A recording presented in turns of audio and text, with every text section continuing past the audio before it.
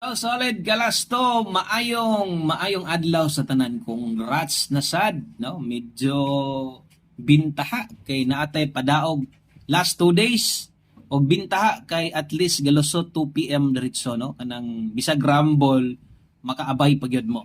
So naata karon December 10, 2025 adlaw Miyerkules kay naa na sa tegi andam para ninyo pinaskuhang lasto sa mga mubagdok sa ligi gihapon ang plastar. Low bag lang yun pirme.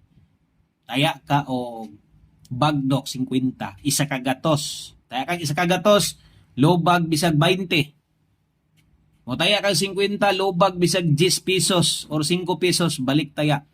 Okay?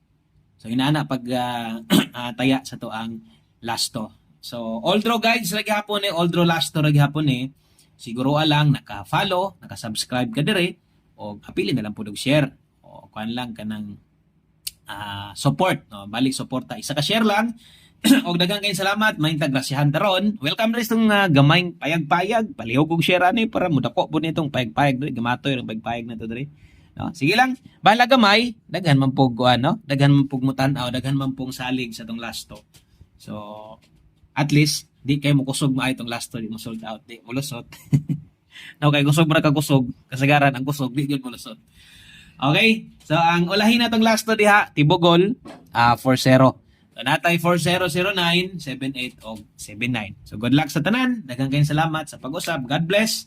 Amping mo diha og bye-bye.